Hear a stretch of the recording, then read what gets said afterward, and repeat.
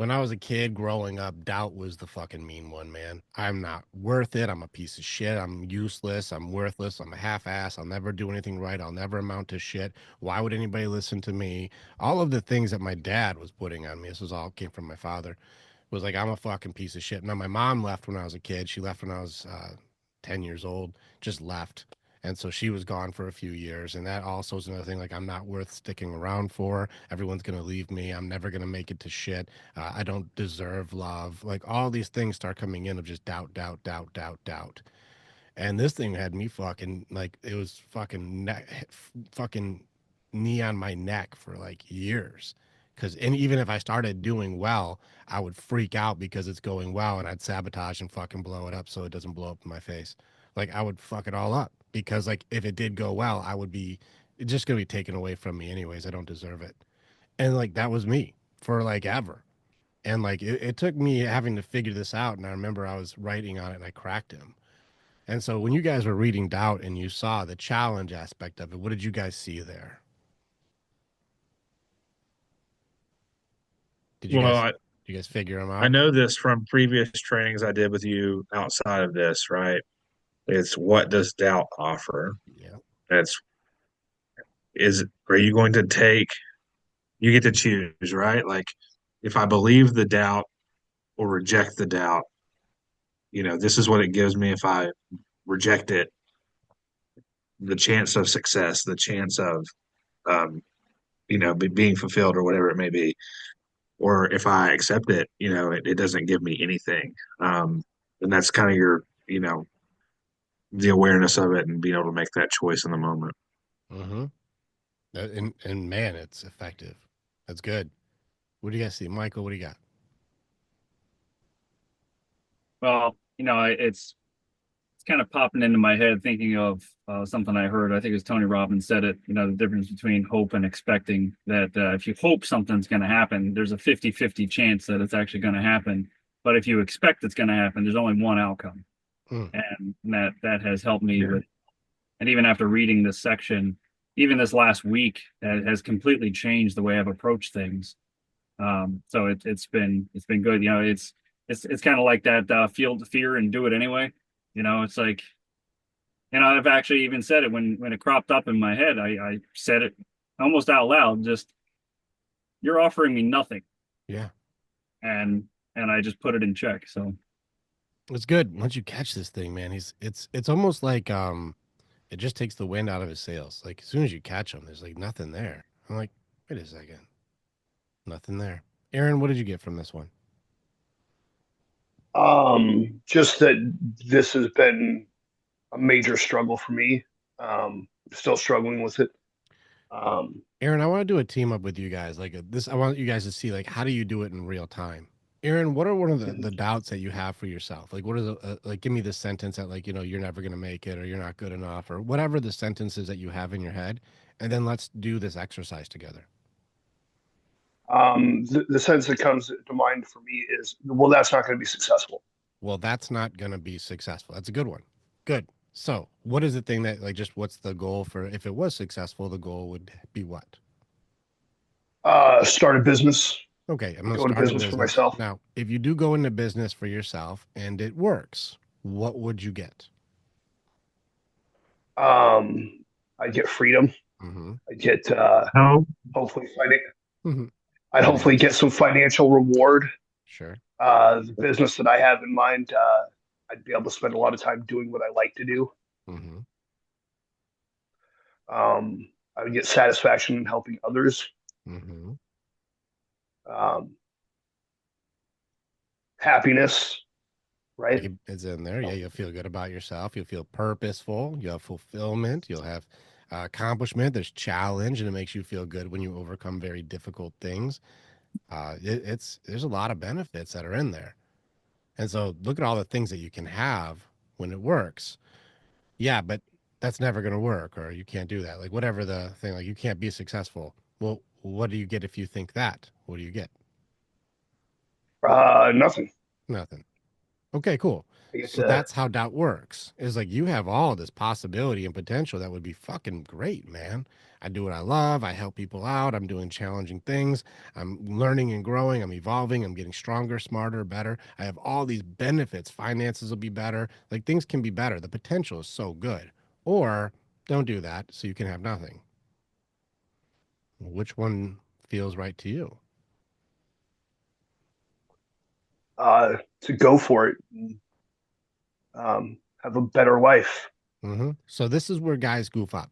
Is like I choose the want more. I choose it. But then they still leave this you can't do it on the table. Like I choose this one, but I'm going to leave this one here as a backup plan.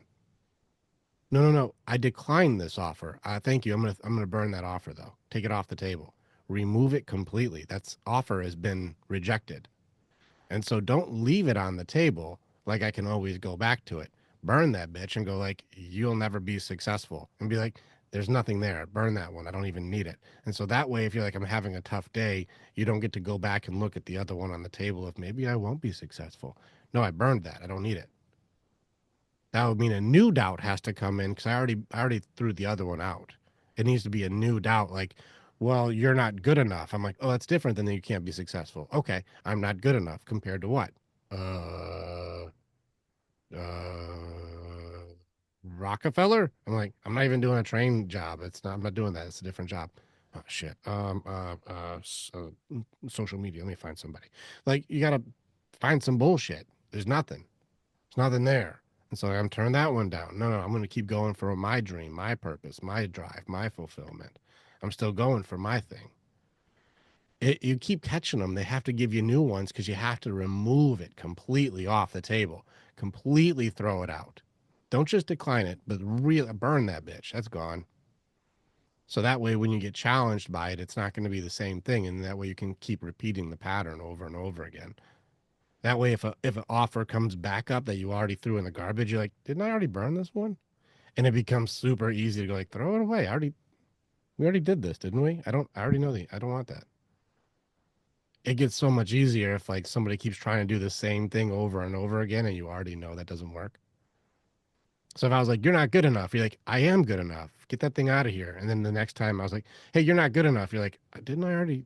This is stupid. Get that out of here. I know that's not true. Hey, you're not good enough. You're like, is this guy serious? We already get that thing out of here. It gets even dumber the more that they try to use the same thing that you know doesn't work. And so it gets easier and easier to go like rejected because like that one's already I've burned that 10 times now. It's I don't even have a moment of worry. You see what I mean? And so catching these things and removing them from the table makes it so when someone tries to keep reoffering that one, you're like, I already don't need that. I already know.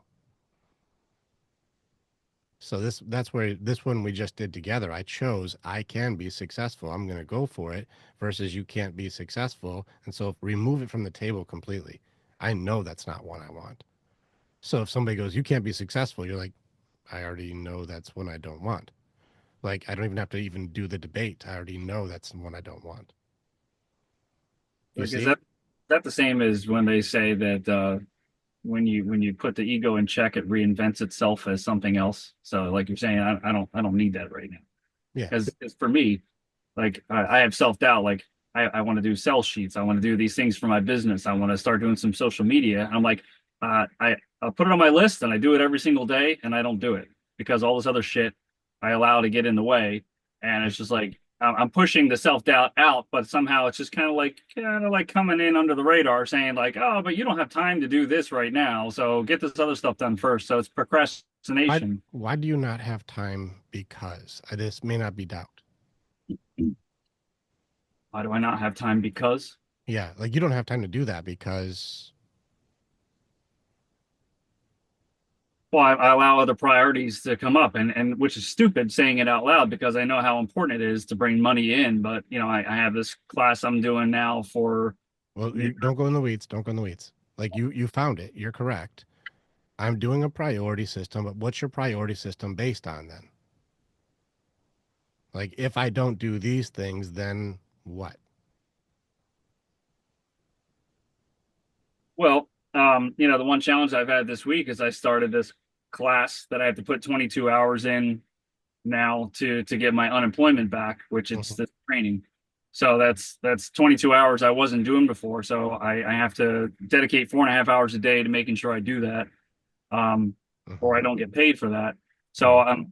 I'm trying to kind of wait to balance it out. Say, all right, I know I need to do this shit, but I also need to do this shit. So how do I find the time to do both? Well, after the 4 hours, let's just say you have 16 hours in a day. We still got 12 hours. Okay, so what are you doing with the other 12 hours then? Because there's another list of priorities. Well, the family comes into play with the kids, and So we got to get those done. Now, if we don't get those done, what happens? well, that's not an option. I have to get those done. Or what happens? Or the kids don't eat, or the kids don't do their homework, or the kids don't go to bed on time. Our kids are not okay. My family will not be okay if I don't take care of those things. Now, even just those three are not like, that's not 12 hours. All right, cool. So let's just say let's just give it 4 hours, even though it's probably more generous than it really is. Like, because putting the kids to bed isn't a 4 hour ordeal. I hope not, at least. It should be, hey, bedtime, love you. Occasionally, no, it's more Yeah. like 2 hours. But there's a structure there that's required. And, like, once you have your established structure, like, if I told the girls, like, hey, bedtime, shut it down, there's not going to be a 2 hour pushback. Yeah. Like, there won't be. And so on these ones, it's just once that gets a little smoother for your establishment of like dad putting some bass in the voice, it's bedtime, so that's a different thing. Um, I still have what, 8 unaccounted for hours here. But I mean, it's between sitting down and having dinner with everybody, and I would try to keep our routines where we make time for each other. By the time I get the kids to bed, and I'm trying not to make excuses here. I'm just trying to account for what's going on. Sure. That's me Um, too. I'm just seeing what it is. We're just at inventory on like what's the day look like.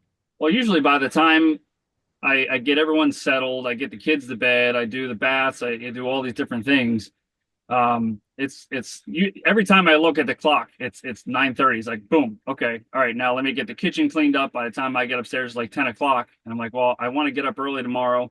My goal is to get up 4 o'clock, 5 o'clock every day, so I have some me time, and that means to get enough hours in, I need to be in bed by 10, 11 o'clock, or I'm What just would you do if let's say we got you a job that's 8 hours a day, but it pays 200K? What would you do? I would have to do it. I would do it. So then where would the time come from? Well, that's true. This is where like I think that if we really break this thing down, um, if you got a 200K job for 8 hours a day, like you'd have to find that time. So what, the kids die? That's a good point. The kids wouldn't die if you got an 8 hour job. No, they wouldn't. I had one before, so Yeah, so there's some missing element here, and I don't think it's doubt. My hypothesis based on your system seems fear based. There's a fear of, if I don't do this, then, and you're worried about something would happen. It seems more fear than doubt on this one because I don't see doubt coming in. I see, if I actually don't, I'm worried us that. like even doing the offerings for the business and putting it like even creating a Word document to figure out who my clients are, my target audience, things like that. I think there's a fear there of not doing it properly, and there's a perfectionism where I just kind of I procrastinate on it because I feel like I'm kind of faking it until I make it. Like I don't quite know what I'm doing with respect to that. With So with that work stuff you just said, there's doubt there.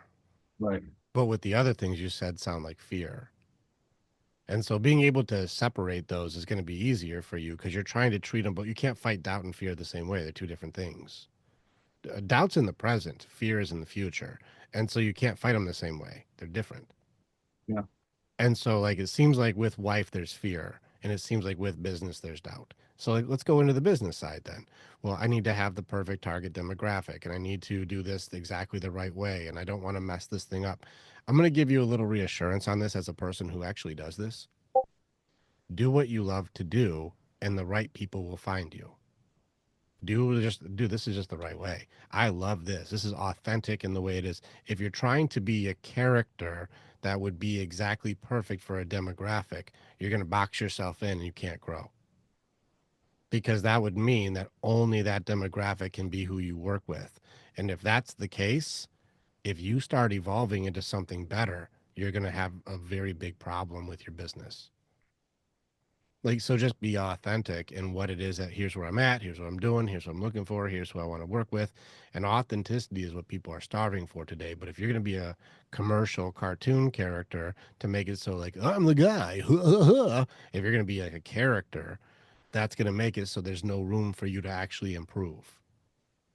So being you makes it so that no, this is where I'm at. That's what I'm looking for. Here's who I'm trying to help, and be honest and open with it, and people will be attracted to the genuineness of it. But this also makes it so like, hey guys, we've gotten better at this, so we're going to change the system. Hey, we're improving this because I've leveled up, and so we're going to use this for you guys. That means you encourage evolution in your business instead of being pigeonholed into the perfect niche. This is why I can change my program every 6 months and everyone's going with it. It's because I'm really just being me, and that seems to be working way better. Yeah. The program's going to change this year too. I've already got plans to change shit already because I'm like, hey, I'm evolving with you guys, not check out Rick the character. Check it out, guys. Rick the character. I'm like, no, this is going to change because I'm growing with you. That makes it easier. Stop doing all the spreadsheets and charts. Just make shit you like, and you'll find the right people. They'll come to you as gravity. But authenticity, remember, if you're trying to do something that's not true, the time will expose you. So do something true, and that way time will expose you. Well, it's not that I have doubt in what I do, because I do love what I do, and I know I'm very good at it. I've been doing it for a very long time, and you know, Give me the technology. butt. I mean, I Give can me do it the with my eyes shut. butt. But it's trying to figure out that message on how to get the word out of what I do. I think is what. So mess it up a bunch. Make a bunch of messages where you're trying to do your best, and it's not going to be perfect. How would you explain to somebody what I do? What you do? Yeah. Do you know how many marketing companies can't do it? I do too much, man. My range is too big. You can't tell people what I do. This is when I did the whole why would I want to be famous? The only thing that came up that was genuine to me was the only reason I want to be famous is so I don't have to explain what I do because I don't know how to fucking do it. So when someone goes, "Hey Rick, what do you do?" I'm like, "Oh, okay." How do I explain this? Like, that's difficult. But if people go, "Hey, I seen what you do," and then they can come in and go, like, "Hey, let me ask a question because I know what you do." You're like Tony Robbins or something. Like, I know what you do, so I can just ask a question. But if you don't have an idea what I do, how would I explain that? So let me just tell you how many videos I did that are just I don't know how to fucking say it, so I'm just gonna blah it out there and do my best. And some things hit and some things don't hit, but you could probably explain what you do in 15 different ways. Well, then do it 15 different ways. Somebody will like one of them. Yeah, I can piggyback on that, Rick. As a sales director, we use email templates I'll create for different things, right? And I'll test them, send it just to 100 people, not to a giant list, and see what happens when I send this email to just this 100. What kind of response do I get? If I get crickets, then it's like, okay, got to change the message.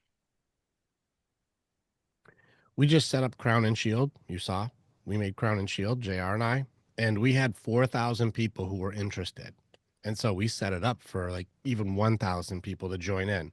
And then we launched it and 40 people joined. We were like, okay, we missed something. We missed something here. How do we have 4,000 people interested and then only 0.1% joined? We missed something. And so we're back to the drawing board. I'm like, we have to launch that differently then. The product is good, but our messaging is incorrect. Okay, well, let's change the messaging. Michael, the product is good. So just make a bunch of messages because it's not about change your product. It's just keep trying to say it until people get it. So it's better to fail forward. Just go make a bunch of fuck ups because let's say you just get one or two. Well, that's better than zero. And just keep doing it until like they get it. I've But always, be I've authentic. always, God, No, that's it. No, I've Yeah. always fallen into that analysis paralysis thing where it's just like you're just I would delay and struggle to get something done because I just I wasn't confident in how I was putting it together. And like you said, it's better to just fuck up so many times Hmm. and get something done. Yeah, fucking up still gets good results. Doing nothing gets no results, and that's where your doubt fight is. It's Yeah. like, well, if I fuck it up, that could be really bad. I'm like, fucking up could also be really good though. Some of my best videos are ones that I thought were stupid. I got millions of fucking hits on a video where I told my girl I'd rather have her make dinner than fucking dress up nice or clean the house. That's a stupid video to me. Because I didn't know what the trend was. She just came and asked me a question. I was like, I don't know. I'd probably have that over the other ones. And we got fucking like a million people like that shit. And I'm like, to me, I do fucking incredible trainings, and I would rather have dinner over you dressed up, got more views. I have no idea what the fuck people are gonna like. So I just do authentic shit, and some stuff lands and some stuff doesn't. Who cares? Just Maybe. keep throwing stuff out there that's like, I like that. I like that. I like that. That's really me. That's my shit. That's who I am. Just keep throwing it out there. And the genuineness and the authenticity of the failure is something people can connect to far more than perfection. I think what gets my goat too, like I was even working with Jess's dad because he had a business. He was making $250,000 a year or more, probably half Mhm. a million dollars, and he's helping me, put my business plan together, things like that. And I would put like I put messaging together and I send it to him, and he's like, I don't understand this. He goes, why did you do it like this? I'm like, fuck. It's just like right away. It's just like boom, just confirms I fucked it up. So it just creates more doubt in me. It's like why did just don't ask me why did I do it that way. Can you just work with me a little bit more because you're just Right, fucking me right up. there, right there. It's okay to ask why you did something. Do you know why you did it? You're like, well, my intention was I wanted to have this type of effect, and I thought that this would give a connector point for Jones affecting people, and then I thought that this piece would be good for a fear of loss, so that way they feel inspired to take a critical choice very quickly. Like, there's a reason why I did it, and so there's nothing wrong with saying, why'd you do that? Like, that question by itself is actually pretty useful. And so this is where, like, don't go, hey, why did you do it that way? Is immediately negative. It's like there's a strategy, and this was my strategy, and then you can actually go like, well, this part is good, but this part seems like it contradicts it, so let's remove the part for contradiction, let's try it this way. Okay, cool, that helps. So don't get caught up on like somebody said, why'd you do it that way? That's actually a beneficial question. What do you think, Kyle? I just want to say that I ask that question a lot, Michael, to the guys I work with. I run my own business.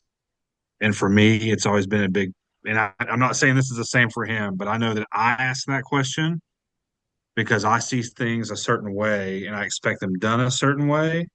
But I've learned that sometimes I'm better off to ask these guys why they did this landscaping project this way. And they're able to offer me insight that maybe I overlooked or factors I didn't know about or whatever the case may be. You know, um, why did you not use the mini X to pull that shrub or you know what I'm saying those things? But most times, especially my lead guy, has a good answer for that. And but I also relate to you because in my professional career before this, when somebody would ask me a question like that, I would flip the fuck out. I would I would like, oh my gosh, I didn't do it right. They didn't think I did good enough. So I get it. But Yeah, on the flip side, I also know why I the think question what the can class be it just validates my self-doubt. It's just why I avoided it to begin with. Cool, so now let's find the doubt. Why are you not good enough? What do you get with the idea of you're not good enough? What do you get? Well, I mean, with respect to writing and things, I've even at a young age, I was told, I could be a very good writer if I could just get my head together. Because I've always been told I'm very disjointed with my messaging. Let's even just ask the question of like, well, if I were to go, this is the advice that I got from Michael. He said I have to get my head together. What does that mean? Good question. Like if I were like, Michael gave me good advice. He said I need to get my head together. They're like, what is that? I'm like, I actually don't know what it means. So I think I'm just gonna guess and make up some shit and think maybe it could be right because it's very unclear. That's not very clear at all. If I said get your head together, that's like, hey man, get better. You're like, okay, cool, yeah, get better. That sounds like good advice. Get better. Get better at what? Like I don't know what that means. Get better at what? Clear is a lot kinder. And so somebody saying get your head together is not as clear as saying, oh, you're doing compound sentences, so practice compound sentences. Like just catch those pieces. You're like, okay, so watch when they do run-ons like this. Like, yeah, that's the only thing that they really catch that. Okay, cool. And then you get really good at catching those, and now it's not one of the issues anymore. Like something where like that's very specific, but to say, hey man, you should just do better. You're like, at what? I don't know what the instruction is to improve on. Like, could you imagine if that was the training here? I'm like, all right, Michael, today is about be better. You're like, at listening, at working out, at writing, at dance moves, like, better at what? That doesn't help very much. And so that's a really tough for you to put that in. Like, I'm not good enough because my head's not together. But I don't think anybody could explain what the fuck that even means. So you don't actually have a target to shoot at there. I know that you've always tried to avoid people using labels, especially with themselves. But I've been told, and maybe it's something different. Maybe it's nutritional, but I've been told on several occasions that I'm undiagnosed ADHD, and that's why I have trouble. A lot of fleeting thoughts and things crossing We over. we all are. We have these. We all have undiagnosed ADHD. We have one of these. Like if your kid has one of these, if your kid has one of these, if your kid has a tablet, he has undiagnosed ADHD too. These things are distraction mechanisms. That's what their job is to distract you. We all do. Michael, I've had enough conversations with you. You're not doing that. Like, I've had conversations with people with ADHD. They can't hold a conversation. Like you can. You don't have that. What about the videos where, because Jess sends this to me, laughing, and I laugh about it too, about like where somebody's walking through their house to do one thing, and then they stop and see something else is wrong, and they start doing that, and then while they're doing that, they see something else is wrong, they start doing that. Next thing you know, you're like 10 levels into not doing the thing you were Yeah. setting out to do, and I do that a lot. Jess Yeah. said she can actually Well, see. being human, dude. Yeah, everybody I does do the that same shit. thing. I do it. Here's one thing I've learned about those videos, right? Just across all YouTube, TikTok, whatever. You will it confirms what you think Your or belief. believe Yeah, it's your about belief. yourself.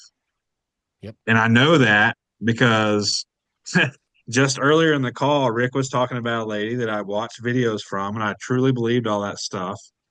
And that's all I saw on my feed, right? I saw those videos all day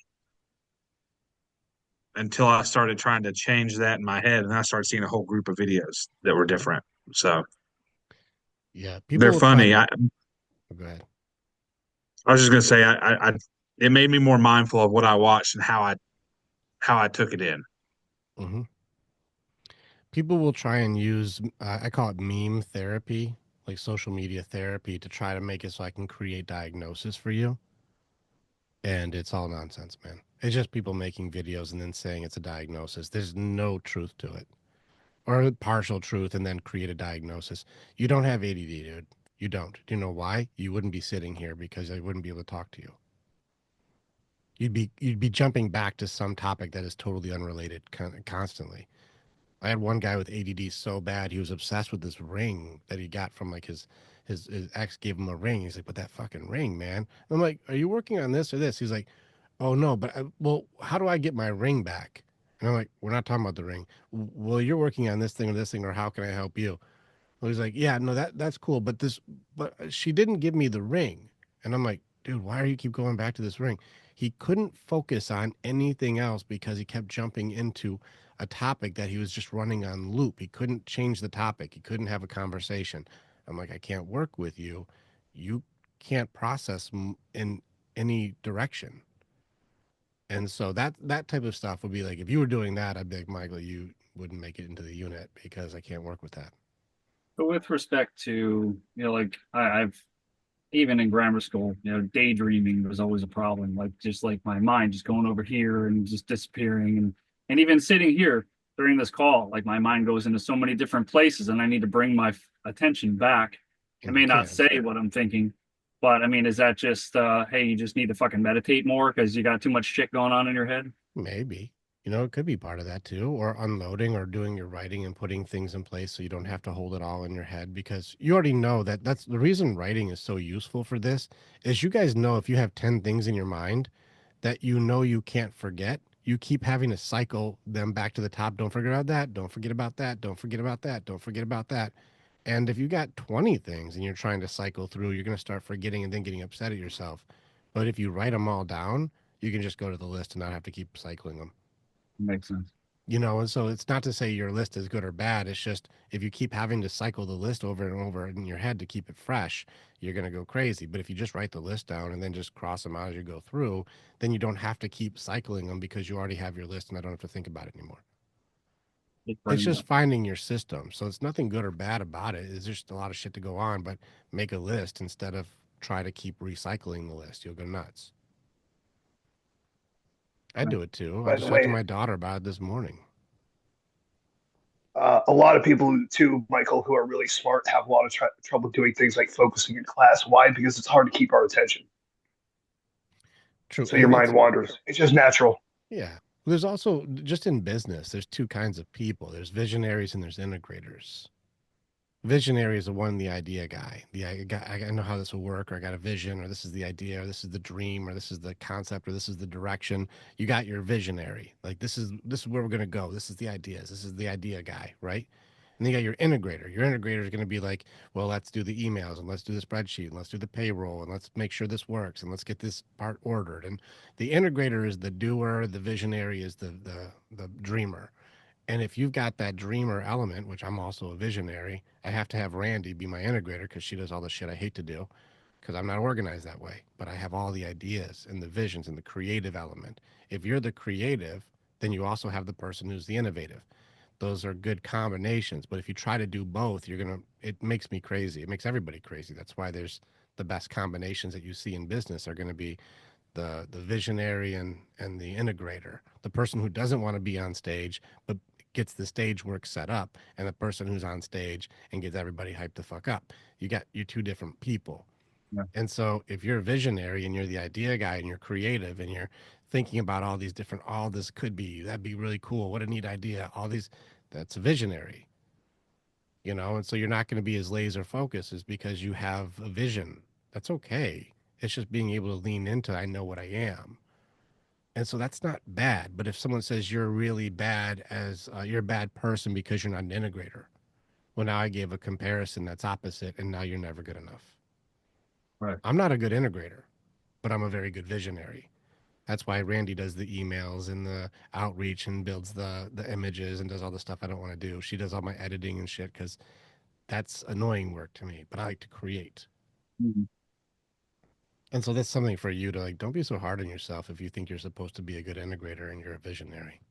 Yeah, I think that's where I get conflicted because I can come up with all kinds of great ideas and the best way to do things, but when it comes down to sitting down and crunching numbers, I go down fucking rabbit holes and I don't come out for a while. Right. And I hate number crunching too because I'm a visionary.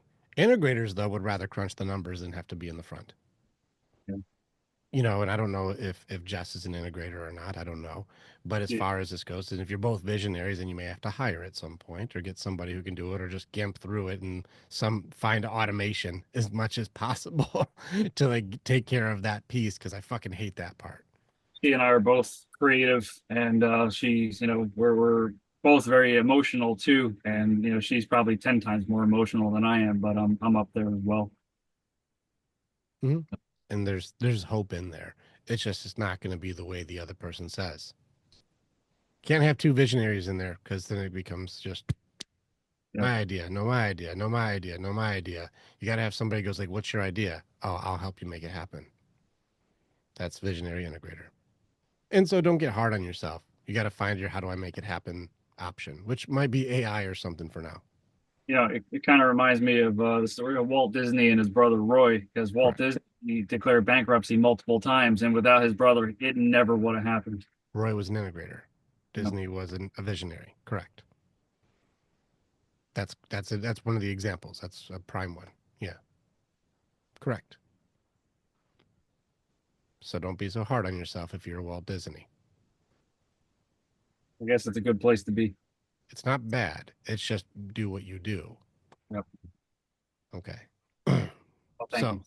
good. This is good. All right, Kyle, what's the question here? No, not related to our depression. Oh, okay. Oh, you mean outside of this? Okay. Yeah. No, Okay, good. we can talk. They're not long questions, just No worries. Okay, good. beard care, etc. All right. So with doubt, what we're doing is just catching these things and going like, what is that? What is that? What is that? When you catch these things, challenging them makes them very difficult to hold up. Just so you guys know, doubt is very often holding nothing. They got nothing. Once you guys get good at removing these offers, like you're not offering me shit, I'm going to decline that offer. You'll keep going towards potential. You'll keep choosing possibility because choosing nothing destroys possibility and potential. And so choosing better becomes normal. I don't stress about doubt anymore at all. I'll have coffee with doubt and be like, "Give me all your offers." He's like, "You're never gonna make it." I'm like, "We're making it just fine. Get out of here with that. It's nothing." All right, you don't know how to help people. I'm like, then why is these guys all sending me messages that I'm really helping? I don't think that's true. I'm gonna decline that offer. uh, this is a stupid idea. I'm like, maybe, but then we'll just adapt, and that doesn't bother me at all. So let's do it anyways. Shit. He's like, I got nothing that's working. They don't bother me. I don't even stress about it at all because I've fought this one a million times. And it's like less than 10 seconds for any of those things to even try and sit on the table. I'm like, I looked at your offer. There isn't shit. So removed. Now let's get into the element of how this turns into depression.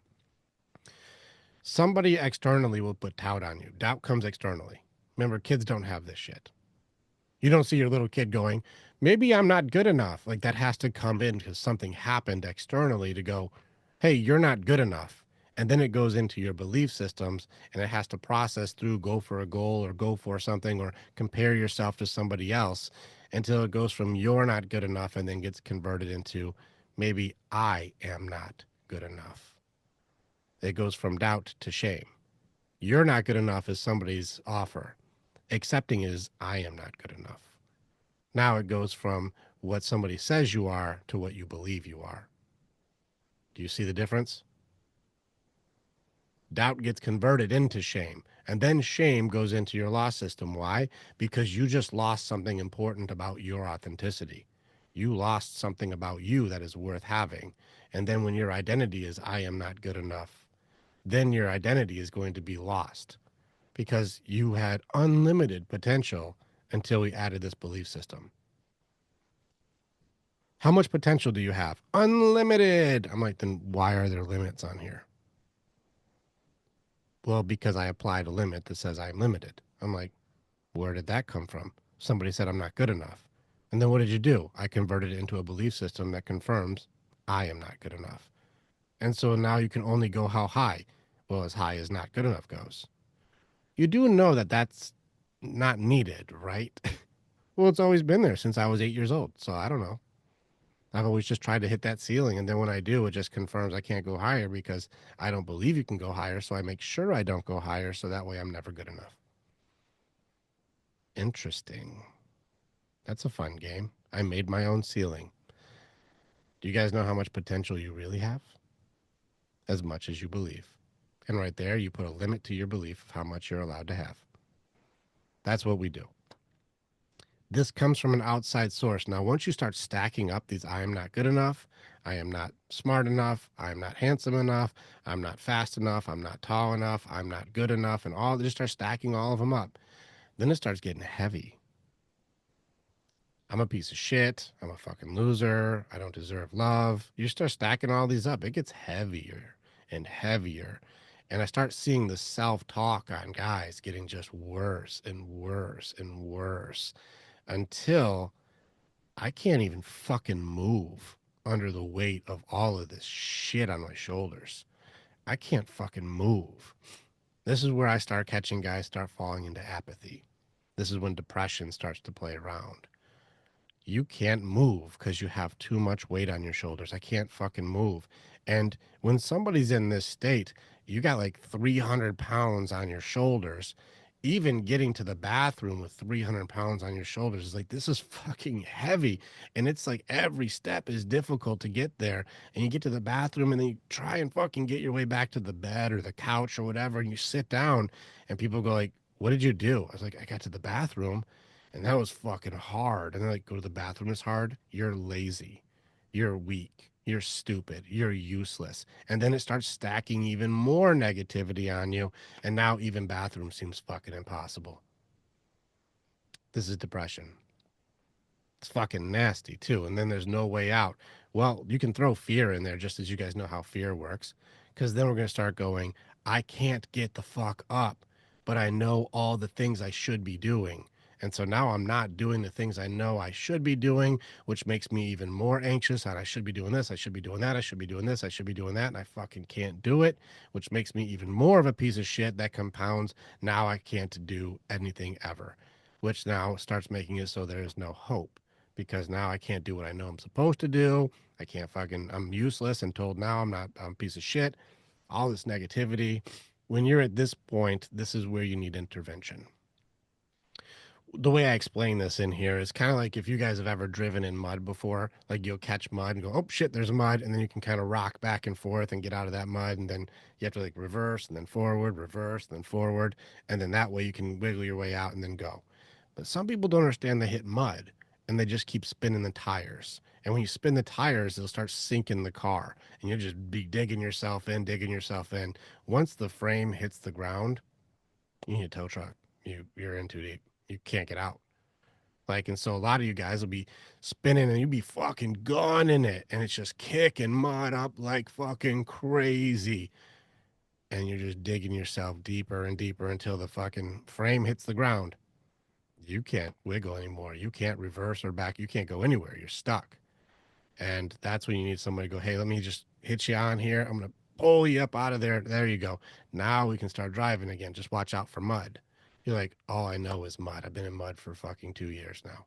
I'm like, yeah, that's because you hit the fucking frame. No matter how much gas you use, you can't go. You know what I mean? And so that's where to catch this stuff ahead of time, we catch the doubts, you catch the shame, and you catch the negative self talk and go, how am I speaking to me before it gets too heavy? Because we're adding the weight on our shoulders from a curse that came from somebody's opinion to turn it into our reality. This is where the definition of doubt, doubt offers nothing and takes from you everything, turns into the personification of your existence, which is I am nothing and it takes from me everything. This is why doubt and depression are connected, is because if you feed this thing enough, it becomes your identity and you become nothing and it takes everything from you. It takes your potential, it takes your love, it takes your energy, it takes your health, it takes your everything. Everything gets taken away from you because I can't move under the weight of all this negative talk. The cure here that I found for depression is to beat depression before it beats you. It's prevention before intervention. This is being able to catch when it's mud before you just gun your tires. That's mud right there. Let's clear the mud out first, or let's put some stuff down here to make it so let's get some boards down and get you out of the mud. Let's get you out before you get too deep. Let's do it before it gets too crazy. This means catch the way you talk to yourself. This is the awareness piece comes into play. How do you speak to you? And some of you talk to you in a way that you would punch somebody if you saw them talk to somebody else that way. You guys know what I'm talking about. You're the meanest motherfucker that you've ever met in your life to you. The shittiest thing someone's ever done to you is still not even half as bad as the shit you've done to yourself. You look in the mirror and you're fucking mean. If anybody ever talked to your kid that way, you'd fucking stab him in the neck. And yet this is a conversation with you that's normal. You got to catch it. Catch it. This is the stuff that you have to catch is don't it's not necessary to talk to yourself so negatively because these are belief systems that somebody else put in there that you applied as your identity, but they are not true. They're just opinions. And it starts putting a limit on what your ability to be is. You can't go forward if you're holding on to weight of garbage and nonsense and opinions and untruths. And that's why this morning, Kyle, I said, you're using appraisals and opinions from somebody who doesn't do that. That's not that's not even yours. And so if I can remove the weight of the negative opinions and I can remove the weight of the shame and the nonsense that others have tried to have me carry, and then I perpetuate it by adding on more negativity, more negative self-talk. That's why it's so heavy. But when you can start discerning the difference between like this is bullshit and this is good shit. Like when you can start seeing the difference, like this is mine and this is not mine. You can start seeing that the offers for the negative self-talk has nothing there as a benefit. And that's why we talk so much about the difference between guilt and shame. Guilt I can use because I'm like, well, I wish I would have done it differently. How would you do it differently? I would do it this way next time. So next time, what will you do? I'll do it the better way. Good. You leveled up. You learned a better way. That's useful. If I said I didn't do that the right way, you're like, well, what would you do differently? I don't know. I'm a fucking loser piece of shit who doesn't deserve to fucking live. And you're like, what are you learning? Nothing because I'm a fucking loser piece of shit. I don't. How can we use it? We can't because I'm a fucking loser piece of shit. I don't see how to use it. That doesn't seem like a beneficial system. And so if I have a system that's an absolute fail system, well, how would it ever be useful? This is why shame to me is a waste of fucking time. That's why rule number 2, no blame, no shame, no judgment. Shame, I haven't found a useful way to convert it into motivation or progress or positivity. Or I can't go, well, if I shame myself, then I'll work harder. I'm like, shaming you makes it harder to move. How do you work harder when you can't move? How can I be more motivated if I go, I'm a fucking idiot? How do I get motivated calling myself an idiot? Where's the motivation? Well, to prove that I'm not an idiot. I'm like, but you believe you are. So how do you prove that you're not something you believe? It's not true. Catch that shit and go, how the fuck would I call myself a name? That's a waste of time. Catch it. It's prevention before intervention. So what if you use like so instead of piece of shit, it's like I'm not good enough or I can do better. What's the It's offer like for not good enough? to do better. But what's the offer for not good enough? What do you get if I go, I'm not good enough? What do you get if you believe that? The desire to prove myself wrong. Okay. So desire to prove yourself wrong, which means I believe I'm not good enough. So how would you have Correct. a way to prove wrong something you truly believe? By doing better. So then has it worked? You do better and then no longer do you believe you're not good enough? Or is it No, still it's there? it's a it's a forever hamster wheel that I'm Correct. on. It's because the belief system itself is corrupted that even if you do good, it's still not good enough. Correct. Remove the belief system and then better is best. But you still have a belief system. Even if you do best, it's not good enough. Can you say that slower? It's the belief that you have that needs to be challenged, not the actions that you're doing. Belief. I don't know. I just realized that like I'm on definitely like a shame wheel. Correct. And so that And shame wheel is the reason why that's your limiting, that's your ceiling. You created a limit on your potential. That's your ceiling. uh but if I truly believe like my feeling of not good enough is like my fuel to want to be better. Like, Well, let's see how it works. Go ahead and show me how you use your system and let's see if it's really beneficial. Like if it's uh, useful, like I would say like, well, sell it to me so I can do it too if it's a good system. How so does it like work? I don't know, like if there's oh like if there's a girl or a woman that I'm interested in and they point out things, it's sort of just like, oh, okay, yeah, you do these things. And it's, uh, they point out things that are, that things I can work on. And I'm like, oh, okay, yeah, I'm not good enough. So those are things I work on. Or like Well, hold on. working out. Don't change it. Give me any Sure. topic, like something that like you're not good enough. Concretely, Give me anything, like you're tardy yeah, at working something. out. Or Working out, sure. Being okay, good. stronger, faster, more endurance. All right, so give me the part where like you want to get a higher bench or a faster mile time. Like, what do you want? Yeah, faster mile time. All right, I want a faster mile time. How can I'm not good enough be inspiring? It's like, dang, I worked really hard to get like that And you're not good enough. 7:30 minute pace mile. I want it to be 7 minutes. Yeah, I want 7 minutes. So tell yourself you're not good enough so you can get 7 minutes. Yeah, pretty much. Why wouldn't you just go like, all right, new goal, we can do it. I believe in myself. 7 minutes is attainable. I really just find fuel. I have a big, it's a lot. Yeah, it's just emotionally satisfying for me to, I don't know, not satisfying, but like, I don't even know how to explain it. There's a way to do this, and Phil, you guys can play with this because Leo, you're doing your four talk. Just so you're wondering, this is the romantic individualist, where that's the only personality type that can sit in the like the not good stuff and feel energized.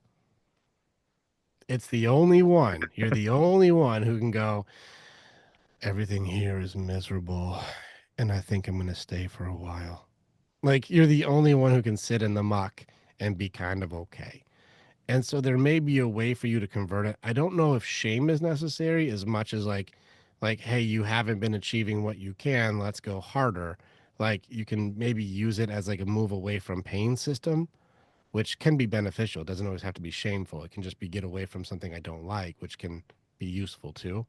But I don't know if calling yourself not good enough or a piece of shit or a loser is a beneficial system versus I don't want to be as bad as I was, so that's why I'll work forward to be better. Like you could still move away from pain and still be useful without shame. Like it's not really shame. It's just like me knowing that I can do better Sure, or I want to do better. which is useful, but why would you have to say you're not good enough to be able to say I could be better? Because I think like in the moment, like, because this isn't a workout class. So like, because I'm comparing myself to the others in the class. There it is. We're doing comparison, part of doubt. I compare myself to others. How many of Sure. them are like you? No, we're all one, right? We're all different. Like they dedicate their lives to fitness. So of course they're going to be in better shape. Yeah, but how's their balance in their life? I mean, They I don't know. I mean, I'm Yeah, not a and that's what nurse. I'm saying. Like I look at this and compare to what? That's like saying like watermelons are bigger than cantaloupes, so watermelons are better. It's like those are not the same thing. Because if you bite a cantaloupe hoping it tastes like a watermelon, you're going to be highly disappointed. Correct.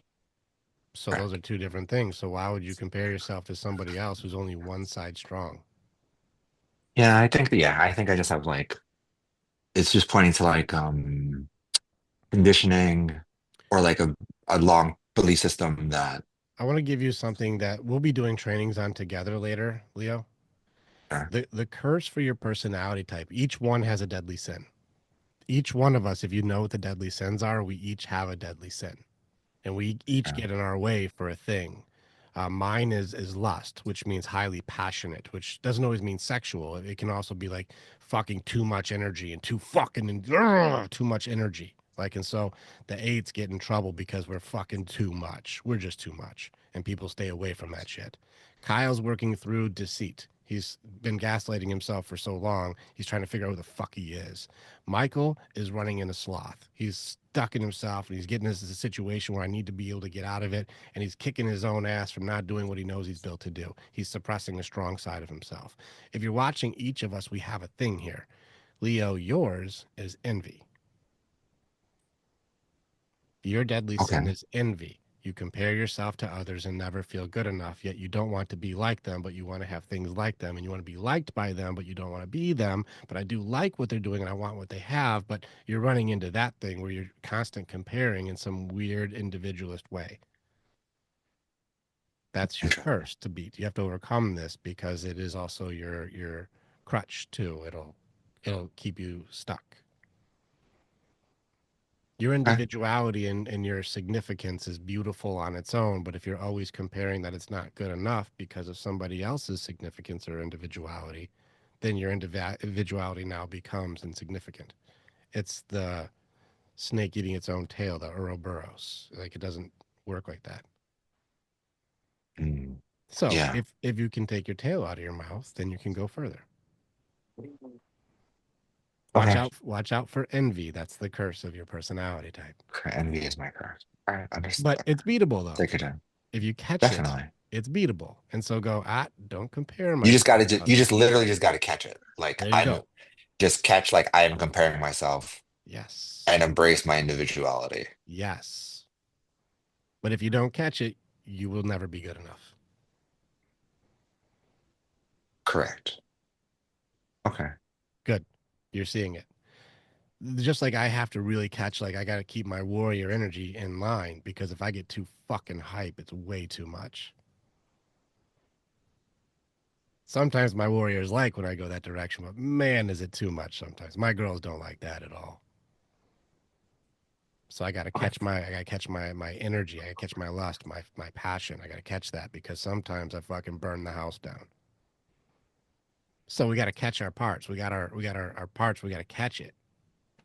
So that's a good thing for you is I don't think that shame is necessary for you, but just so you know, there's two numbers that you guys can have a lot of fun playing back and forth with because there well three numbers that are the biggest at being just masters of being the fucking worst to themselves. And that's my ones, my fours, and my sixes. You guys could have this competition, and my fours are always like, no, we'll win this. Who's the meanest to themselves? We used to have a competition. Phil was there for. We used to do a thing for who's the forest four, which was mean who's the most cruel to themselves. And every single one of you guys is like, oh, I'm winning this. It's a weird trophy of I'm the meanest to myself, and there's nobody's meaner to me than me. And you guys say dark shit. Like you guys go way past death. You guys go into like I'd also be torturing myself in the afterlife because I'm a piece of fucking garbage. Like you guys go way further than everybody else into the bottomless pit. Yeah. Yeah. It's definitely, I mean, I definitely try not to use words. Like I don't use like name calling, like piece of shit or like, but it's just always like, no matter what it is, it's always just not, I just want more. Yeah, because you're never good enough. Watch Correct. out for envy and Correct. comparison.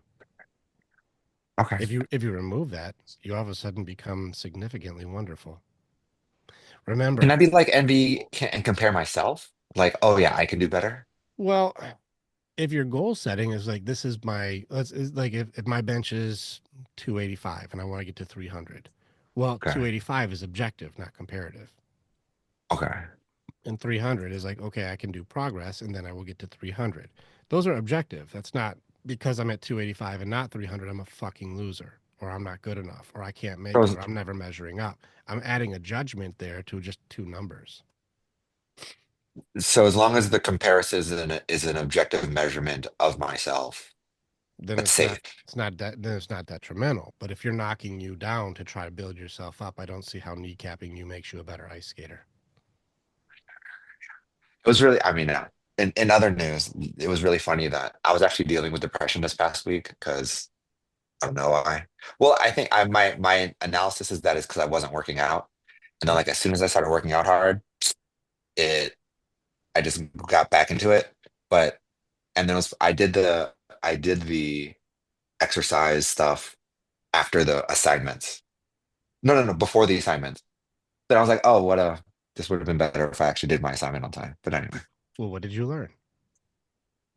Oh, I mean, just having like a self-care routine and like and just taking care of yourself. Yeah, I just it was just a lesson that like I need to work out. Like Yeah. if I break down if I'm not working out. Yes. Me too. After like if I don't work out for 3 days, I become very cunty. I just get depressed. It's like Yeah. working out hard is how I like get happy. It's an outlet. And so that's why if you go back up into section, is it one or two? It's section three, outlets for balance. We have to do all four categories. And so if we are suppressing one category, mind, heart, body, spirit, if one is suppressed, it does leak over. And suppression leads to expression. Now, this is where we're going into these grieving cycles is some of us will feel like anger is not good. And so we convert anger into sadness and we beat ourselves up. Some of us think sadness is not good because it's weakness and we convert sadness to anger and we beat others up. This is where we're going to implode or explode. It's suppression leads to expression. And so it either goes into rage and wrath or it goes into depression and self destruction. And so yours is revealing how you do it. When things build up and things are not released, you'll go into kicking your own ass. Good to know. This makes me very aware of when my self talk starts doing this and my negative feelings start coming up. I'm like, prevention before intervention. I see what I'm doing. Now I can catch the behavior and I got to do outlets. But if I start just like me, I go cunty, I get angry. And so if I'm not doing well and I can feel myself less patience, I'm like, prevention before intervention. Before I start fucking everybody up around me, I better get some outlets and release so that way I can balance back out. And it may be mind, heart, body, or spirit. And later on in advanced training, we do more of those conversations of do an assessment. Is it a spiritual release? Is it an emotional release? Is it a physical release? Or is it a mental release that I'm overloaded on? And then being able to run through the cycle of like, body's good. Oh, mind, I did my writing. I'm good. I did emotionally set it out. I'm still carrying the weight of the world is spiritually. Okay, I got to meditate or I got to pray or I got to give it to God or whatever your spiritual release might be. Do fucking mushrooms. I don't fucking know. Like, I got to do something to release that part. That's where I'm loaded up. And you'll get really good at self awareness to where, like, when I'm in my modes, I can tell which thing it is where my self care isn't being taken care of. And then you just go do that outlet. In this case, Yeah, you that would be found the awesome. physical one. Your physical one was loaded up. Now, sometimes we overcompensate if one of them is closed off. And so if you're not doing emotional outlet and you're putting it all mental, you're overloading one side and then you're just going, it's all mental and physical, all mental, physical. And at some point, you'll be doing all, like, even let's just say three parts right, one part closed off, you'll still be a fucking powder keg. I did this, Mm. it was last year, it was about a year and a half ago. I remember my heart side wasn't closed, but I was like mastering my other three elements. And so, like, my body side, I was working out like crazy, so it wasn't body. And it wasn't mind because I was writing a lot, so I was unloading all my mind stuff. And spiritually, I was doing okay. I was giving it to God, giving it to God. But my emotional side was shut down. I was converting that all over into body side.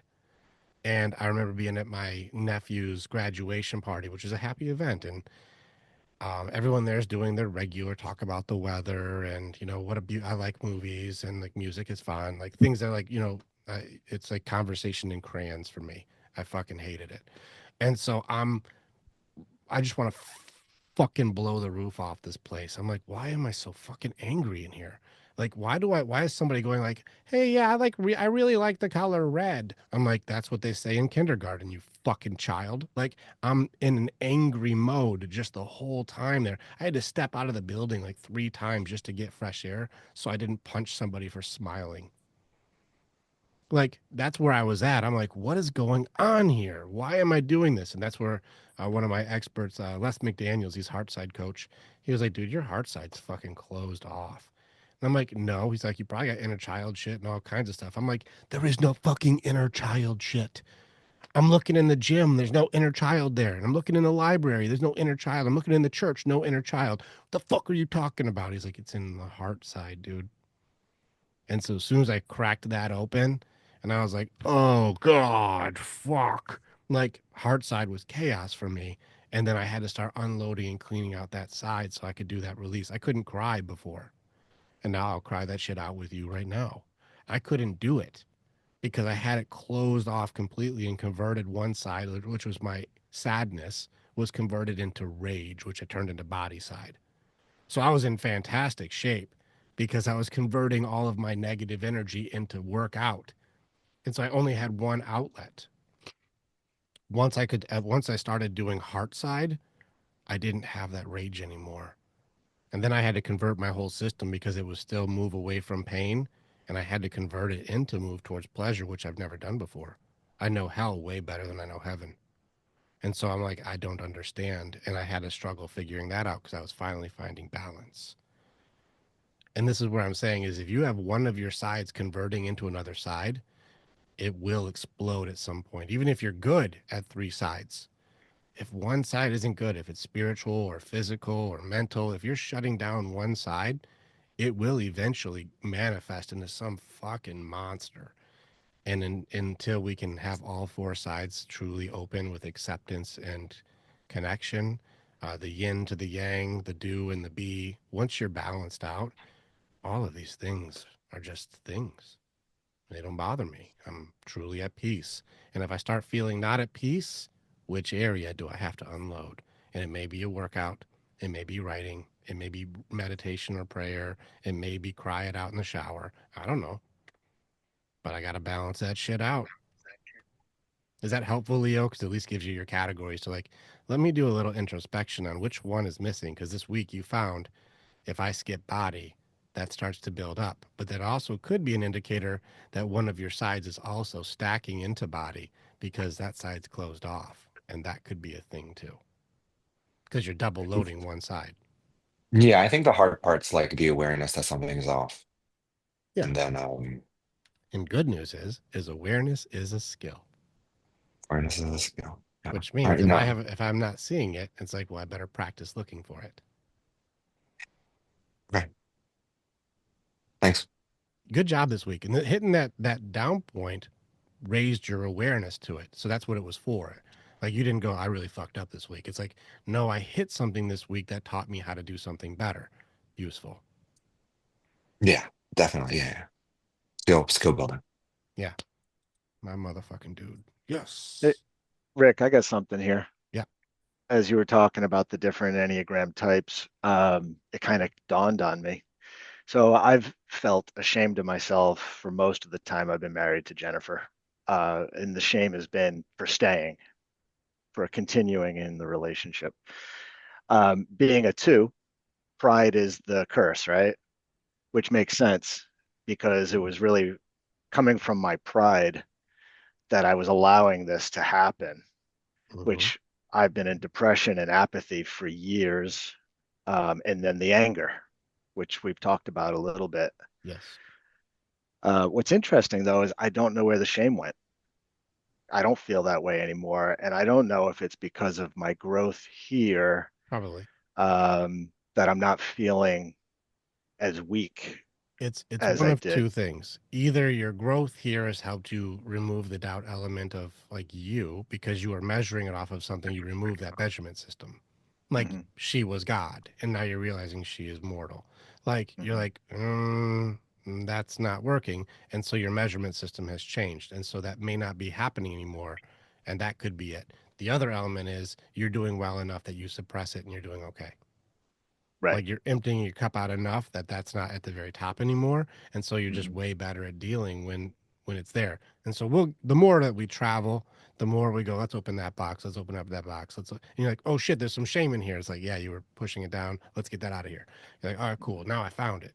And so it could be either way. Either you really just fix the measurement system and it's no longer feeding you poison anymore, Hmm. or you just put the poison in the back and we'll deal with it later. Either way is still fine. They're both useful. Hmm. Like, and that's a good thing. You do speak a lot more like a two, like you do. Like, that's probably why the relationship was so codependent. Also, is because a two would also be like, how can I, be helpful for you? How can I help you? How can I help you? And you guys were both doing this weird, I need you, you need me thing in a really odd way. Hmm. And so the unhealthy two goes into an unhealthy eight, which is I will fucking burn all of you motherfuckers. Fuck this fucking fucking fucky fuck. That Burn the that's village. yeah, that's what a unhealthy two does. And so that's most likely why you were so angry is because there's no control. And so you'll go into the number on the Enneagram that is the most controlling. Hmm. And so you speak like a two. You seem very two like. That's heart side. You're a lover. You're a connector. You're a helper. You're how can I serve? How can I make your life better? How can I do things? They're very good. The tricky part for you is healthy boundaries. But yet I feel like my heart side's closed off. We'll That's how it we'll feels to start me. we'll I mean, start doing measurements. yeah, before coming into the program, I mean, I would walk around in life just being like, I got no heart. Like I got nothing here. Feels very We'll blocked we'll test it out. Why are you having me talk to your son tonight? because I care about him. There's your heart. I'm worried about him. There's your heart. I don't think it's closed off. I think there's just areas that you've had to defend yourself. Mm. And a lot of it's Jennifer based. Yeah, one of the things I was reading, and I don't know if this is true, I was reading about ones because you mentioned you think maybe she's a one. And it looks like ones match with twos. I don't know if this is true, but twos don't really match with ones. Is that right? Unhealthy versions. Unhealthy. Hmm. I don't know her well enough. She just doesn't talk like a three. Andrea's a three. Kyle's a three. And if you start, you can see how they talk when it comes down to achievement. They perk right the fuck up. You saw as soon as it came to Michael going, here's my business. Kyle's like, oh, I got something for that shit. I got you. Like when it comes to achievement, they fucking light up like Christmas trees. And so like Andrea's the same way. I know a lot of my threes are the same way. As soon as it comes like, oh, we can do something. Fuck, I fucking got that. Like happy to jump into that part of it. And Hmm. that's where your girl doesn't do that because whenever I've challenged her Hmm. into achievement, she doesn't get lit up. She gets kind of Right. shitty.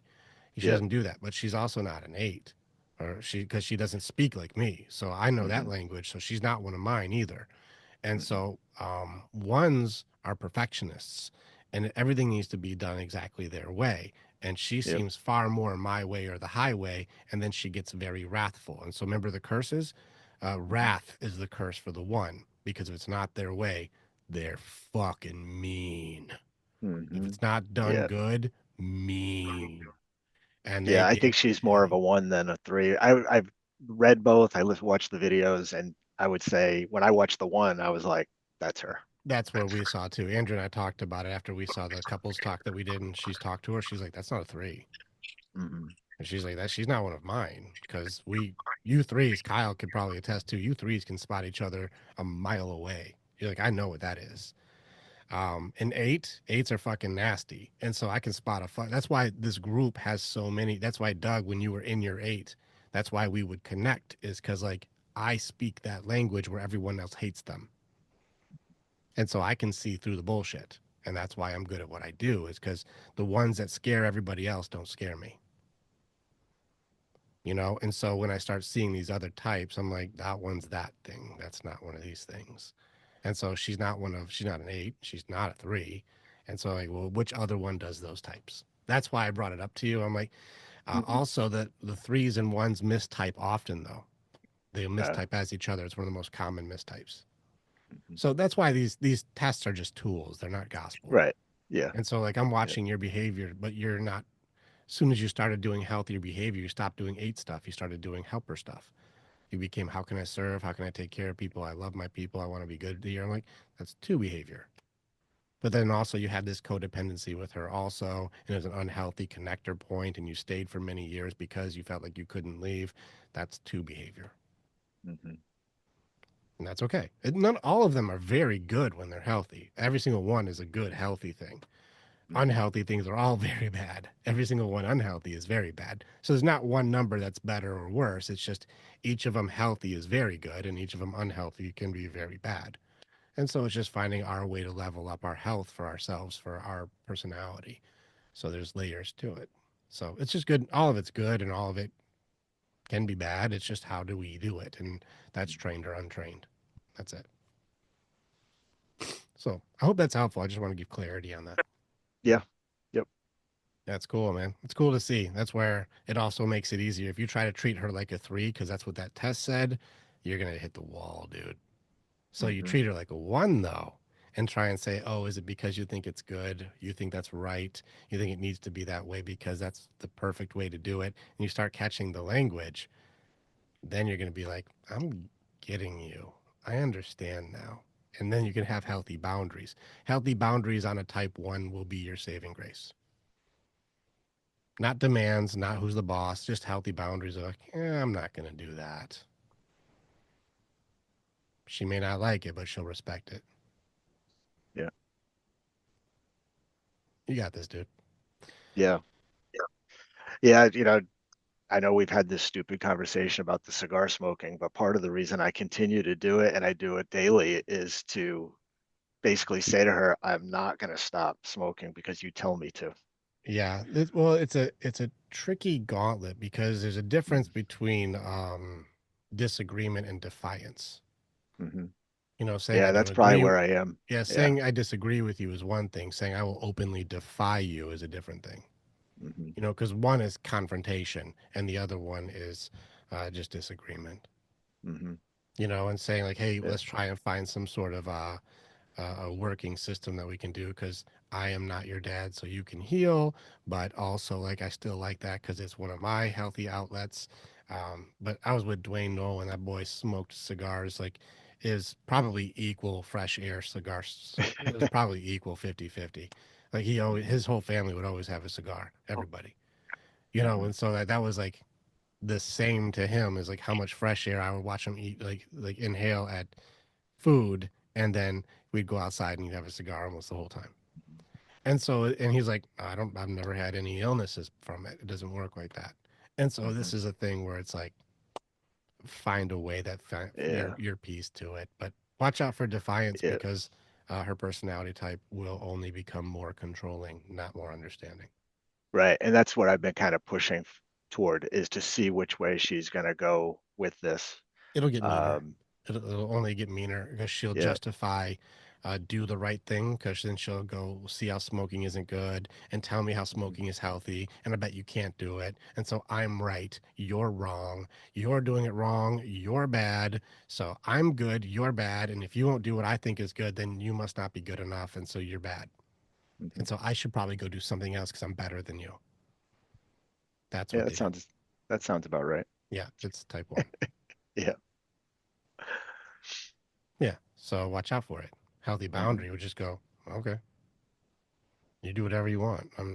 That's your call. I didn't do that shit. I was just doing Mm-hmm. something that I thought I liked that doesn't hurt you. You just made up that it hurts you. Being disagreeable is not mean. I can kindly be like, I don't agree with you, man. Doesn't mean I have to hurt you or make an ultimatum. I just don't agree.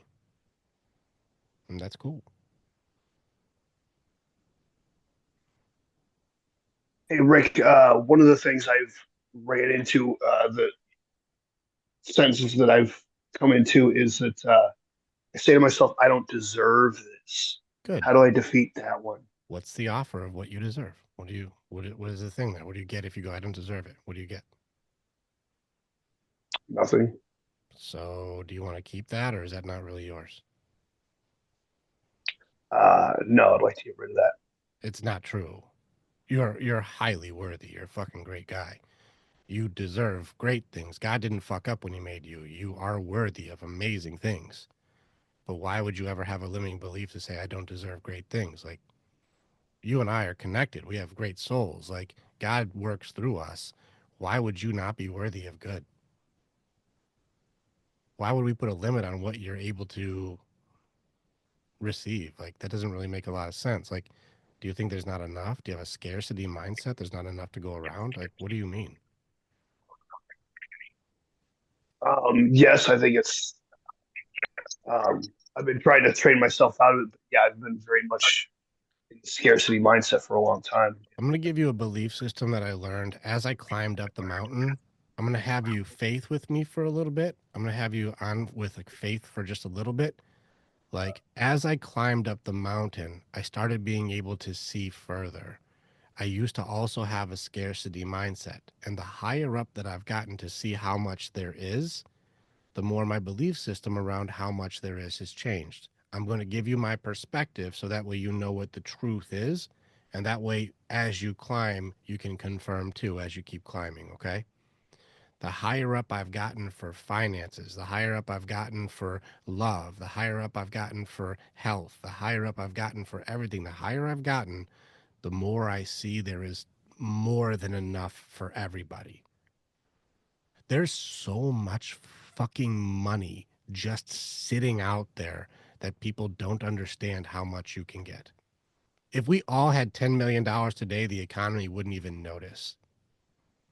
There's so much fucking money just sitting there, just waiting for you to get out of your way, just waiting for you to do the thing that receives that. Like you said, start my business. There's fucking trillions of dollars out here just sitting around, waiting for you to start your business and build your dream. It's just waiting for you. Like there's so much fucking love out there for you. There's an abundance of love. There's a good woman out there who just is waiting for a guy who has an open heart. But you're like, well, there's not enough love, or I don't deserve love, or I can't open my heart. It's like you're blocking the abundance. But I'm telling you, at my point of view, it's fucking ridiculous how much is just sitting there waiting for you guys to receive. I'm like, dude, there's everybody in here could have 100 million or full deep true love. Everybody in here can have all of it. It's just you guys aren't able to believe you deserve it, or you believe I can't receive it. I'm like, but there's a radical amount of abundance. God is not limited. God's not limited. And we create limits to stop him from coming in. It's us. That's why I say when you remove these, man, it's easy. It's everywhere. It's all over the place. But we're the ones in the way to receive it or not do the behavior that causes numbers or money or, love to follow. So we're just not doing the behavior that numbers and money and love follow. We're trying to get money, numbers, and love, and then hopefully we can get behaviors that match it. Numbers and money follow, they don't lead. And so, whatever you want an abundance of, if you do the behavior that receives the abundance, you'll have more than enough.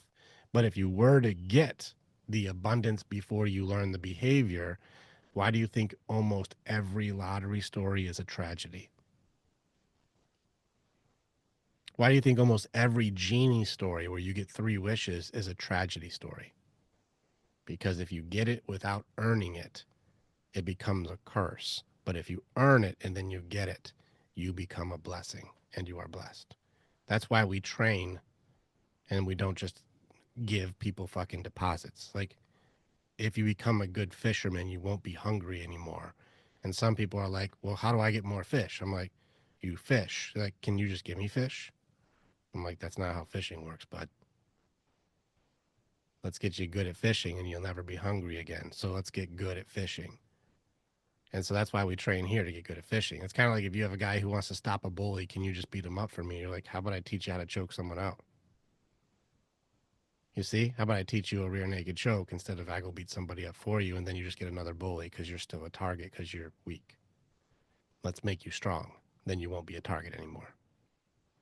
So there's abundance, Aaron. There's abundance, and you are more than worthy. The only thing you have to do is remove a belief system of, I am not worthy. But I'm telling you, from my point of view, even if I got everything I ever wanted, there's still a bajillion more of all the stuff for everybody else too. I couldn't even take all of what I want, and there's still a radical abundance waiting for you guys. There's no limits. Only what we set for ourselves. And so if you understand that and you have a limiting belief of I don't deserve, there's nothing there. And so you'll receive nothing because you think you don't deserve it. But I'm telling you, it's not because there's not enough. It's because you believe you're not enough. That's the only reason. Yeah. So Thank you. process that. There's no scarcity. It's just you aren't able to receive. Just if you know the answer, then it helps you try to process your solution. But if you think there's just not enough for you, you don't understand the assignment. There's more Yeah. than enough for you. There's plenty for you. And even if you got everything you wanted, it doesn't take away from anybody else. There's so much just sitting there waiting for you guys. Rick, it made me think of something I heard once about doubt. Because a lot of people that are really intelligent self-doubt themselves with respect to starting a business, things like that. But there was a meme or something, and it said something along the lines of, um, there are other people with half your skills that are killing it because they're either not afraid to do it or they're too stupid to realize that they can't. Correct. It's accurate. I was a CB student going up through school. I was never the smart kid in school, and I had to fucking grind to just get a 3.2 average because my dad said there's three rules: stay on the honor roll, don't come home with the cops, don't get a girl pregnant. I could stay out till 2 in the morning on a school night. He didn't give a fuck. Just don't inconvenience him was pretty much his rules. And so with that, like I had to work because I was in an abusive home, and so school was very difficult for me. I had to work to get that 3.2. I had to fucking work. Where my stepdaughter, for example, has a 4.5 GPA and she can sleep through class. I'm like, fuck you, you fucking little bitch. Like I had to work for this. And this is one of those things where I do not fear failure. I do not fear at all things not being perfect. I do not fear at all something going wrong. I don't fear it at all because things haven't been going right always. So who the fuck gives a fuck? But if you have to get a 4.0 or you have to get a gold star or you have to get an A plus and it has to be perfect, those guys very rarely make it above upper middle management because they're afraid to be anything more because of the risk. But like the joke with entrepreneurs that I have my friends is the joke is 9 out of 10 businesses fail. And that's why I started 10 businesses. I love that. You know what I mean? So it's like, yeah, 9 are supposed to fucking fail, but one success erases all past failures. So let's go fail our way until we're a success. That's how you become successful is you fuck it up in every way you can. And then they're like, how did he do that? He's like, he fucked up everything. That makes him the best. That's how you become the best. That's why I kick the shit out of these guys. Because like you see these guys who are so concerned on making the perfect pot that like they have to try and get the one pot just perfect. And I'm in the group over here with let's just see how many pots we can make as fast as possible.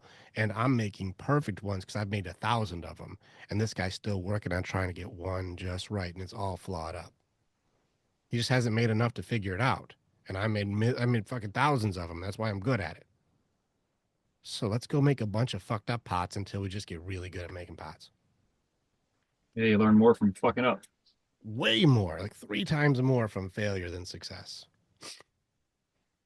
That's what makes you great. Failure is Look at Abraham Lincoln. Yeah. Yeah. Fucking he got not elected like 14 times. Like he fucking would lose every election, kept going for it.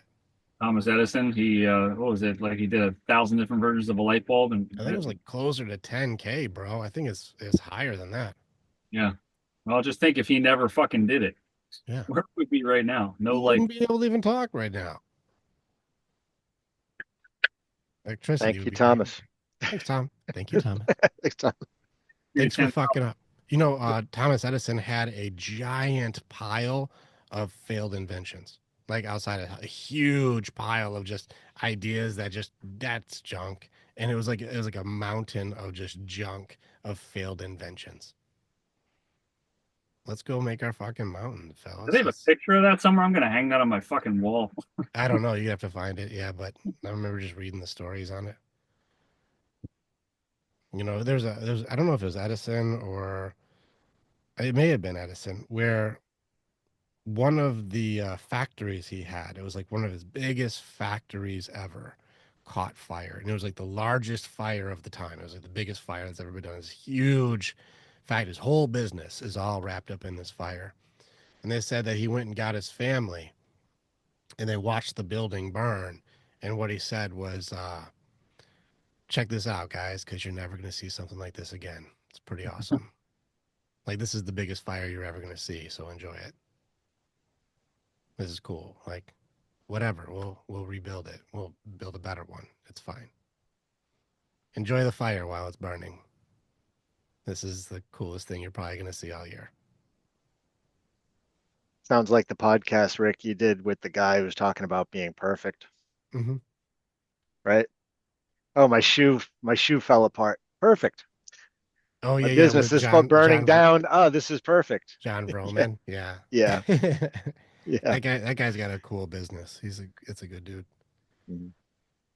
I forget who was on the Joe Rogan show, but it's been a couple of years now. But said you want to start pissing everybody off, when they're complaining about something, just say, "Oh, everything's perfect. It's exactly how it should be," and Yeah. watch just everybody flip the fuck out, no matter what you're talking about. Hmm. And yeah, which what an odd little thing is, just to suggest that everything's perfect and watch everybody around you just flip out. It's Yeah. hilarious, That's why I lean but into it kind of radical. works. Well, radical acceptance is a lot easier for people to try to grab versus perfection. But if I go like, well, that just is. They're like, I don't like that that person is that way. I'm like, but they are that way. So whether you like it or not, it still exists. Or like, I wish that Michael would have done that thing yesterday. You're like, but that didn't happen. So wish as much as you want. That isn't what exists. It's fine. Like, it just is. Hey, Mike, I'll do a confession for you because Andrea still runs into her control shit. I was gonna have her sit in with you and Jess, and so she was in. She's like, "Okay, I'll be ready." And then Jess was like, "No, I don't want to do it. We'll push it to next week or whatever." And Andrea was like, "What the heck? Do people not appreciate the time? What the heck? What the heck? What the heck?" I was like, "Baby, we just got an hour together because they got their hour together. What are you mad about? Like they want their hour together, and now you and I get an hour together. We just won. What are you talking about? Don't get mad. They'll talk to them next week. Who cares? Everything's fine. It just is. Let them do their anniversary. Let's have our hour together. What's the problem?" And she was like, "Oh yeah, I guess so." I'm like, "Don't add bullshit to stuff that just is. It's just fine. It's cool. Let them do their anniversary, and then let's you and I have some time together. We just won. Winning. Stop adding shit to stuff that just is. It only is. It's not more, less, good, bad. Don't make it more than it is. It just is." Yeah, I still feel bad that that even happened. But I was happy because I got an hour with my girl. So thank you. That's what I wanted. Who do I want to spend my time with? Well, I'll spend it with my baby then. So thank you for canceling because that was wonderful for me because we just went and fucked each other. So it was way better. So thank you for my hour. I appreciate that. My pleasure. So don't feel bad for that. I got some booty off of that one. So thank you, sir. Thank you. So this is where I say don't add more to it. It just is. And that's very beneficial to us to go to the acceptance. So jumping right to perfection is difficult for me, but acceptance of something that just is, that's a lot easier for me to take a bite out of. No, I wanted to throw in too when we did hard side the other day. I started feeling myself fall into depression because Jess wasn't there. She just wasn't. She wasn't up for it. She was in a good place. Same thing the other, that day we were supposed to talk to you. She's like, I'm in a good place right now. I just, it's a good day. We're supposed to be going on our date. Same thing. Heart side. She's like, I don't want to do this right now because I don't want to be called out on the carpet. I'm in a Yeah. good mind frame. I know what denial is, Michael. Yeah, I was just sitting there and I was getting pissed, depressed, Hmm. and then I DM'd Doug a couple times and just kind of joking back and forth pulled me the fuck out of it. So thank you, It's Doug. good. Yeah, Doug's good for that. It's good. Yeah, don't get hard. Remember, just at the beginning of this call when I was talking about how hypergamy works, if she thinks that she's doing better than you, then it's going to be a really weird dynamic. You need to pass her, Yeah. and you will. You'll pass her very quickly. She's not that far ahead of you. She's really not. Like it, you have like this far to go, and you're like, I'm actually doing much better than you are. So calm the fuck down, and that'll create a hypergamy dissonance that's going to be different, where she'll have to relinquish to you, or else it's going to really reveal how much she doesn't grow. It's And starting to happen already. The good. dynamic has changed dramatically, and she's been a very different person. And even I helped her out at the studio. She had to shoot today, and when I left, I got one of the best kisses I've had in a very long time. It was like the kind of make your toes curl. She was Well like, this is done. very different. Yeah. So the stronger you're being in like that strong area, like I've got this. You're good. Hey, you're good. Okay, cool. If you need something, let me know, baby. I'm gonna get to work. Like it's like, man, my guy's on mission. My guy's getting his shit going. My guy's got me covered. The more you're doing this, the more she can let go of, and the more she lets go of, the more of those kisses you get. Yeah. Well, even yesterday she asked me, she's like, "Can you come to the studio with me and just help me get the heater out of the basement and stuff like that? It's gonna be cold." And me in the past would be like, "Oh, I got all this fucking shit to do," and I said, "No, babe, yeah, I'm there. Yeah. Whatever you need, I'll be there." So I went with her, got it taken care of. It was all good. Yeah. Gotcha. I got you, baby. Yeah, I'll take care of that, and then I gotta go take care of this shit. So Yep. Sounds good. No problem. So thank you. This has been helping me immensely. It's good, right? Good. It's awesome. Watch out for the self-talk, guys. Watch out for the self-talk. This is how depression gets in. It comes in from doubt. Doubt's going to say, you're not good enough. It'll go through your cycle. You'll convert doubt into, I am not good enough. Yeah, thanks, Kyle. I am not good enough. And then once it goes into I am not good enough, it goes into your loss system. And once they're like, I am not good enough. I am not good enough. I am not. I am. I am. I am. I am. Once you start catching that cycle, you'll see how much you're putting on yourself that's unnecessary. And then that's when it starts going like, I can't fucking do shit. I can't do anything right. I can't do anything this way. And everything's too much. And I can't even fucking move. I'm like, well, take the 300-pound backpack off. I think I'm gonna get a heavy bag, hang it in the garage, and just write doubt on it. Just beat the. Well, well, doubt's really beatable. Um, it really is. Actually, it's probably better for you, just to beat the shit out of the bag for fun. But as far as doubt is really just no. Hey, you're a piece of shit. You're like, no, I'm not. I got nothing that should have worked. He just blocked that shit. You're never gonna make it. You're like, yes, I am. He was supposed to go. He was what? He just disagreed with me. I don't know what to do with that. Like doubt doesn't know what to do when you just go, no. It's It, like this thing when people are gaslighting, right? You just yeah, that's not true. They remember, doubt offers nothing. You know why? Because doubt's got nothing.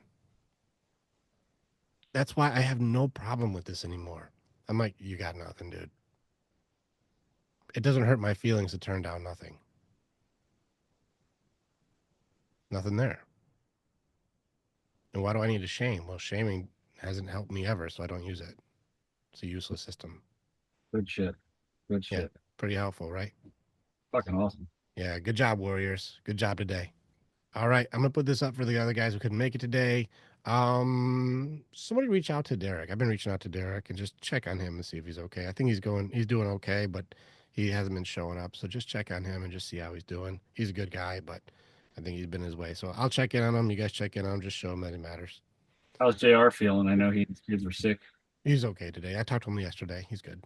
But All right, Warriors, go dominate. It's Cool. good to see you guys. And next week, we get into that fear, bargaining, and anxiety. After that, then we get into the warrior stuff. Then we go into inventory. So next week is the last information week.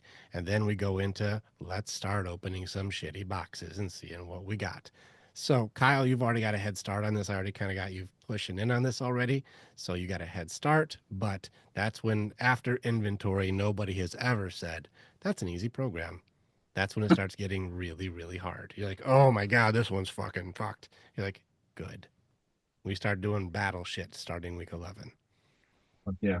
All right, brothers, go dominate. I'll see you guys next week.